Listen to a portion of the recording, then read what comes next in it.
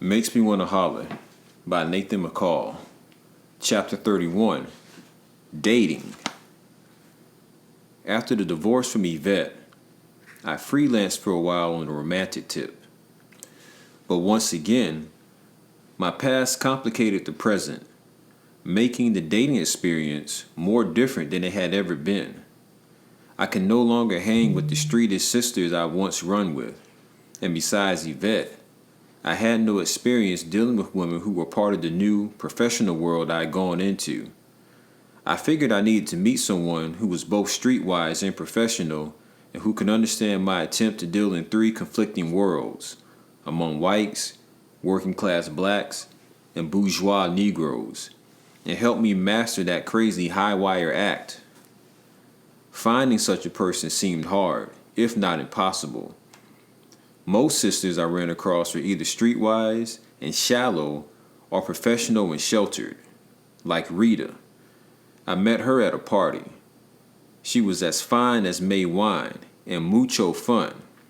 She liked music and dancing and brought me much needed relief from the stilted white world where I worked. But Rita, a department store sales clerk, was too superficial and contented for me. As long as she had a decent job, some nice clothes, and a relationship, she was good to go. But she had no sense of her potential to grow and expand. As far as I could tell, she'd reached her main goal in life when she graduated from high school. As for her future, the only thing Rita seemed sure about was her weekend plans. She was in touch with only her most basic feelings and guided by surface appetites. Naeem Akbar would say that she was still locked in the baby stage. Rita and I hung out for a while, but I kept her far away from my professional life. I couldn't risk taking her to company functions.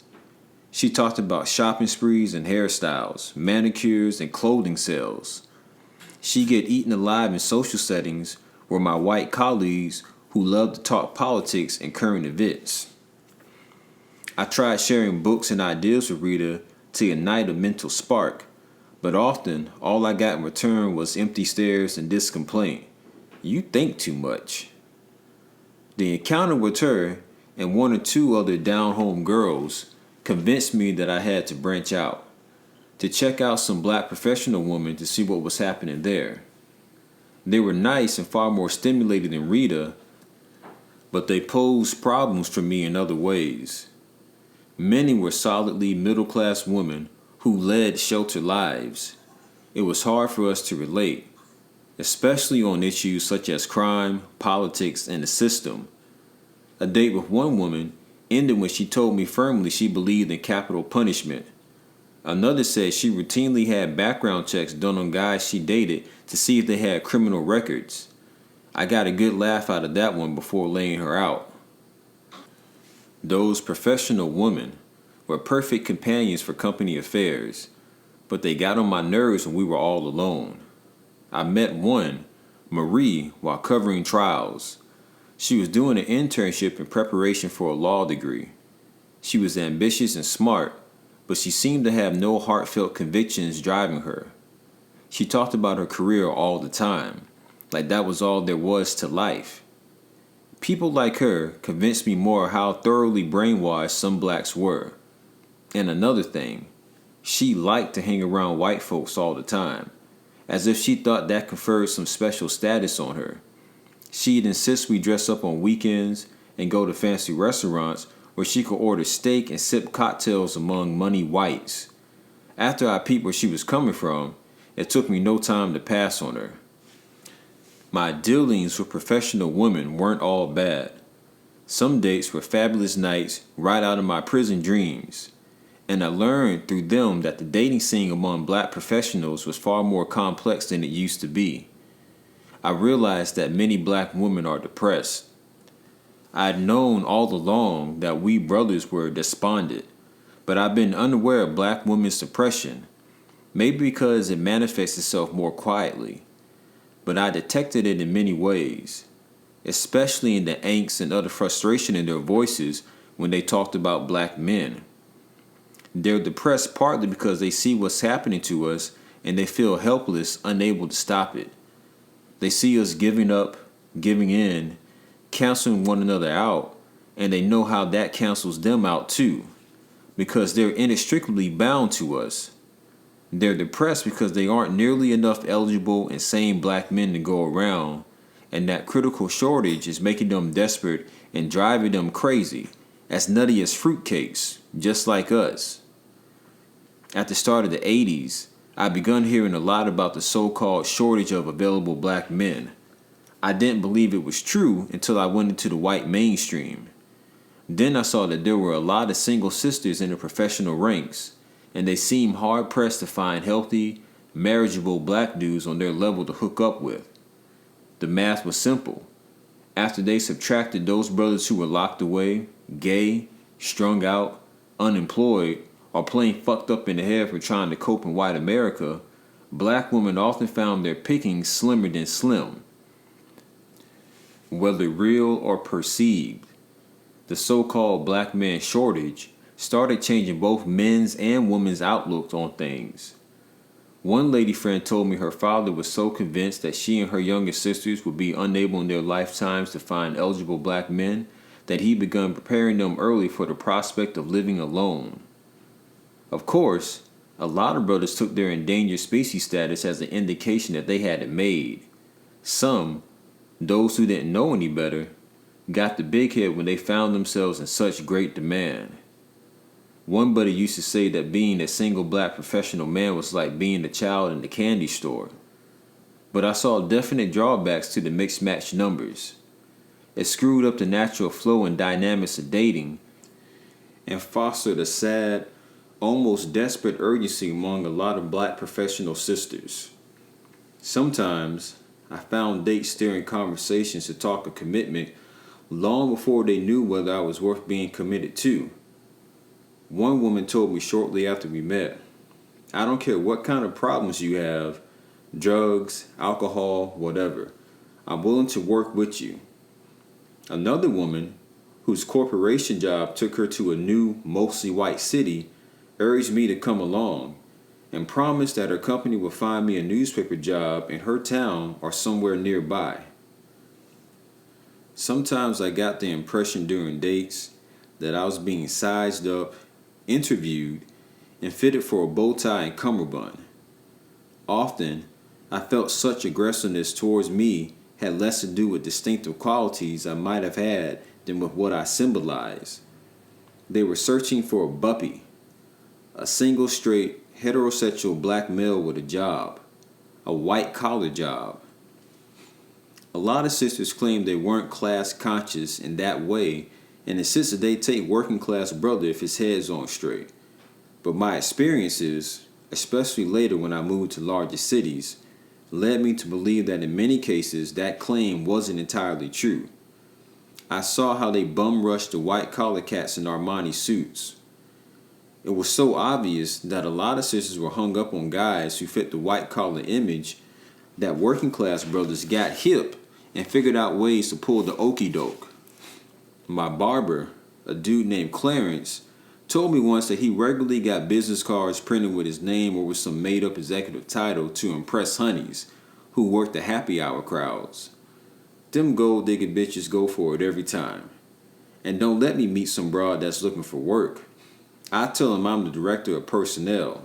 I tell him, "Baby, I just hired a girl a few weeks ago, but I don't think she's going to work out. So if you give me your phone number, I'll call you when I let her go. Man, you can't get rid of them bitches then." That was fine if you were up to all that lying and fronting and carrying on. But if you weren't, the pressures brought on by the mad rush for a successful mate made even casual dating seem like a high-stakes, uptight affair. It made me a little paranoid, and it was the same with a lot of other single black guys I knew. Often, when sisters tried to speed up the pace of a relationship, we assumed they heard biological clocks ticking inside their heads, while we heard time bombs ready to go off. One day, a Civic Center employee I knew introduced me to a friend of hers, a woman named Debbie, who worked as a secretary at City Hall. The three of us were eating at a restaurant when my friend started talking about some fast food chain where mice were found in the food. The woman took a bite into the chicken, she said, and realized she was eating a mouse. She sued the company. As she spoke, I saw images of mice legs in my beef franks and gently pushed my plate aside. Debbie looked at me and grinned. You seem to have lost your appetite. We all laughed. That's when I really noticed Debbie for the first time. Automatically, I reviewed the checklist in my head to see how she rated on first impression. She seemed intelligent and had a sense of humor. She was semi-professional, down to earth, and cute. Short and copper tone, she had high cheekbones like Yvette's, nice full lips, and slightly slanted eyes that twinkle when she laughed. She was 29, 2 years older than me. After lunch, Debbie and my friends started up the sidewalk, headed back to City Hall. Before moving on, I stood there checking them out. Debbie was slightly bow-legged, and her snug-fitting skirt revealed the contour of her shapely frame. A week or so later, I called her at City Hall and invited her to lunch. No thanks, she said. Then how about going out this Friday night? Pause. Why do you want to go out with me? I must have said the right thing. We went out dancing that weekend. Afterward, I took her to her parents' house in Norfolk. She said she lived with them because she'd come out of a live-in relationship with a trifling guy who ruined her credit. I parked in her parents' driveway and we sat and talked. She told me she wanted to study veterinary medicine. I shared my plans to leave Portsmouth by the fall. When it grew late, I made a play for an overnight fling. You want to go to my place for breakfast? She said no. We talked some more, then suddenly she looked at me. Let's go to your place. That's how it started. After that, Debbie often stopped by my apartment in her banged up yellow Volkswagen Bug after she got off work. We sit on the front porch and joke and listen to music, or we go inside and cook, usually fresh fish. At the time, it seemed like a nice enough casual relationship, something to tide me over until I moved away. But I was about to pick up a piece of wisdom that an older man had once shared. There is no such thing as casual dating once a woman gives her body to you. That summer, Debbie went into the hospital to have some fibroids removed.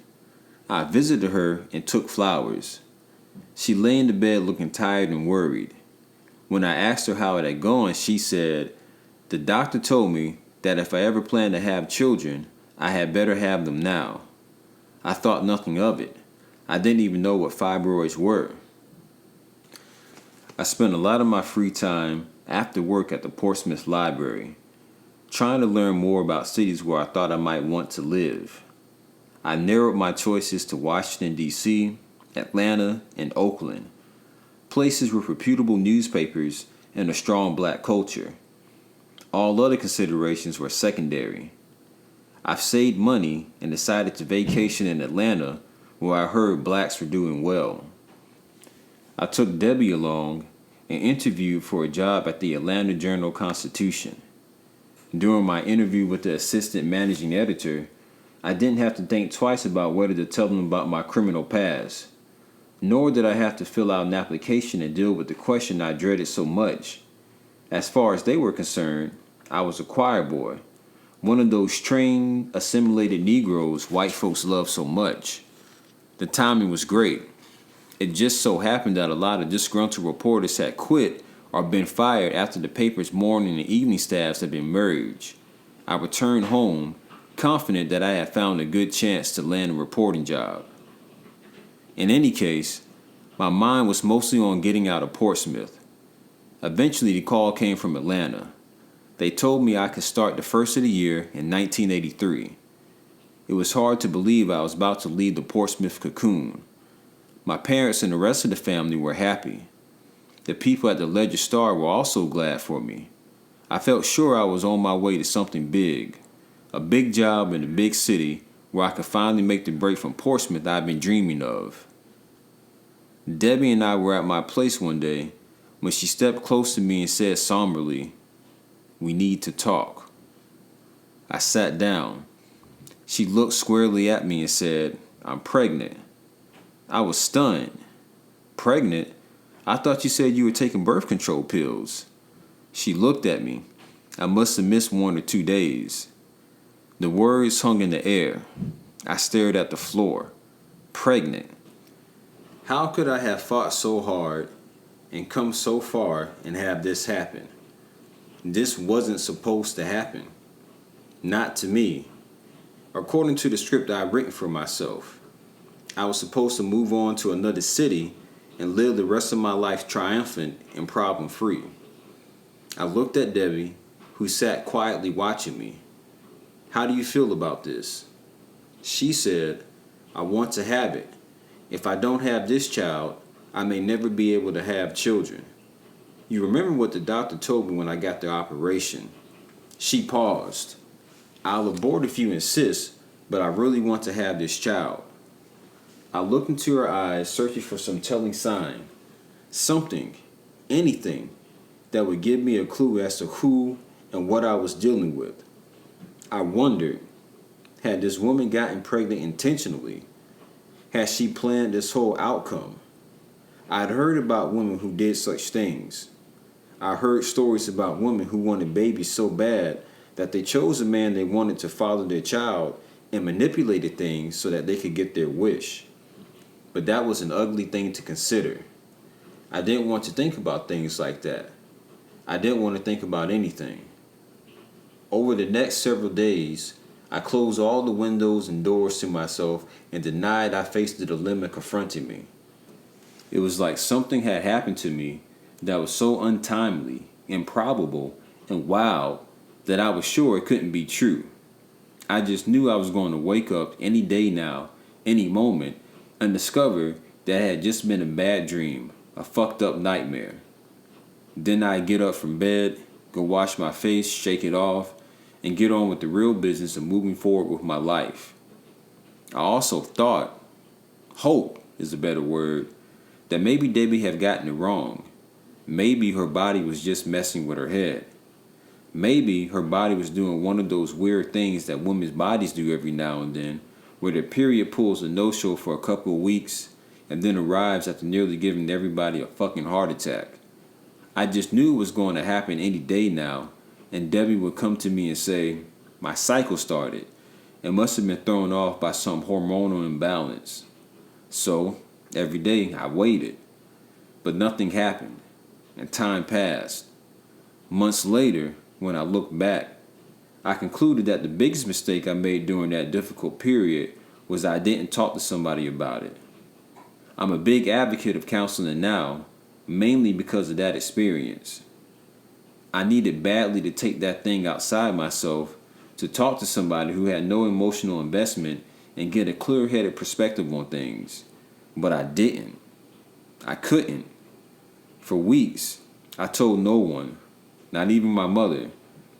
I couldn't tell anybody because I was too ashamed of myself for letting something like that happen. I felt stupid, and I didn't want to give anybody an opening to say, you are stupid. Not at a time when I was working so hard to build faith in myself and convince myself that I could live and function responsibly in this world and go for long stretches of time without doing something to jeopardize my freedom, happiness, and growth. Finally, in the back of my mind, I knew I had a whole card, abortion. I knew that if all else failed, I could force myself to come to grips with that issue and persuade Debbie to do what needed to be done. I didn't have an intellectual position on abortion at the time. I was ambivalent about it. A white woman, of all people, helped me decide. I had transferred out of the Portsmouth office of the Ledger-Star and was working in the Chesapeake Bureau, which was run by Ron Spear. He came to me one day and said, Nathan, there's a woman here who wants to talk to us about some protest taking place soon. Talk to her and see if there's a story in it, will you? I escorted the woman into the conference room and we began talking. It turned out she was involved with a group planning on anti-abortion protests. Really. After giving me the details of the planned demonstration, she looked me in the eye and said, we've got to do this. Do you know what the word fetus means? Shaken and caught off guard, I tried to recover. Sure, it refers to the embryonic stage of birth. Her eyes bored through me.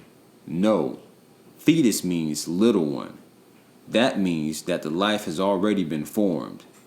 If the life has already been formed, it doesn't matter whether you kill it in the womb or outside the womb, it's still murder.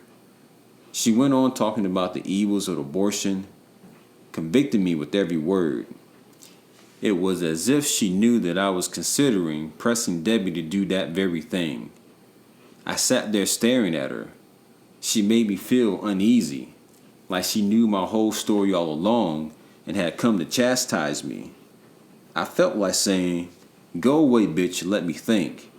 But she kept talking. I wondered, why did she come here at a time like this?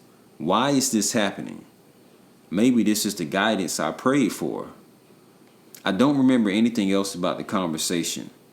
When I left work that evening, I went straight to Debbie and told her that we would have the baby. I told her, "I really don't know you that well, but I don't want to hurt anybody, so I'm willing to try." She was thrilled. She was delighted, and I was scared to death. All of a sudden, my whole life had changed. Suddenly, I was linked, for life, to a woman I had known barely 3 months.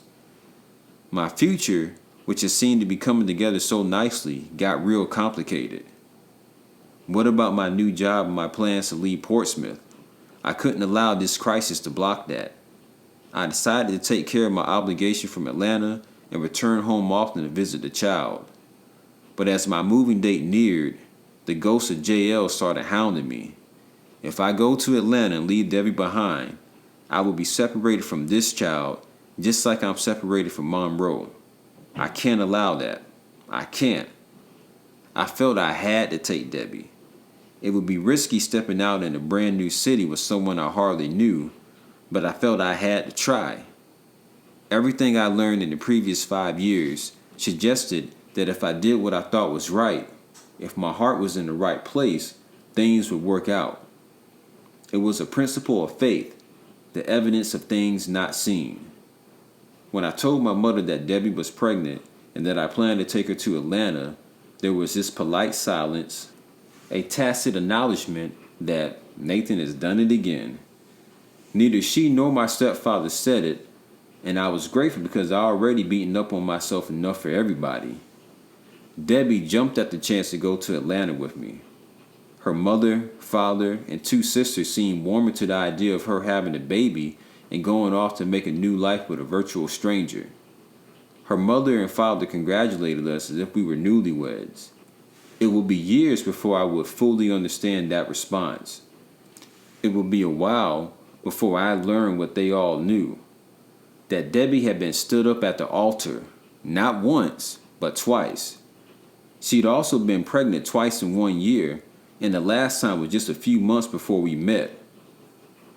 We pulled out of Portsmouth right after New Year's Day, 1983. I had a new car, a Nissan Sentra, a new job, and having completed my time on probation the month before, a new freedom. All that, and yet I didn't feel free. Riding down Interstate 85 toward Atlanta, with the pregnant woman beside me, I sensed I was heading into bondage far deeper than any I'd ever known. Okay, wow. This brings us to the end of chapter 31, and wow. It's, what's interesting is hearing that way back in 1983, Nathan McCall and the black community as a whole was dealing with the same things that we're dealing with now. I hear so often that the dating pool is trash and that there's piss in the dating pool. It's hard out here trying to find a mate. And, I think it's been designed that way. There's a lack of good men that it seems like that the women are really desperate and, it's just getting worse. I also think about, how superficial our society has become and how that superficiality has made relationships a lot more complicated as well. They're just pushing a lot of bad ideas and trying to push these new cultural norms on us. And I know that's pushing men and women away. That's something that we can't allow to happen.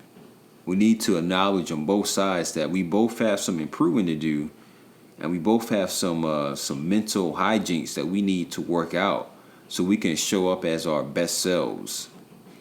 But as far as like having an answer to, well, how do we fix the dating pool? Only thing I can tell you is to go within and work on yourself first before you get in a relationship. Now that work on yourself is something that's going to be constant, but you definitely need to put some time in and spend some time alone.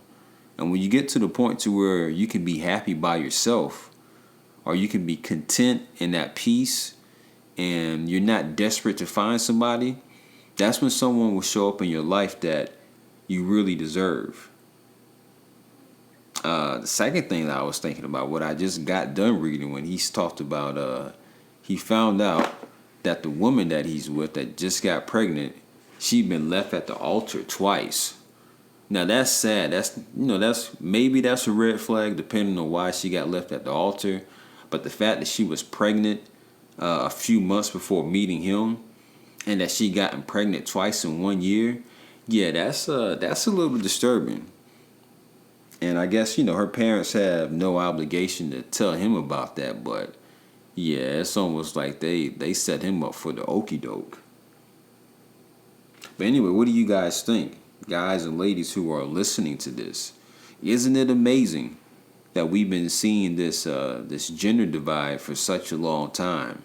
And it seems like the gap has only widened as time has gone on.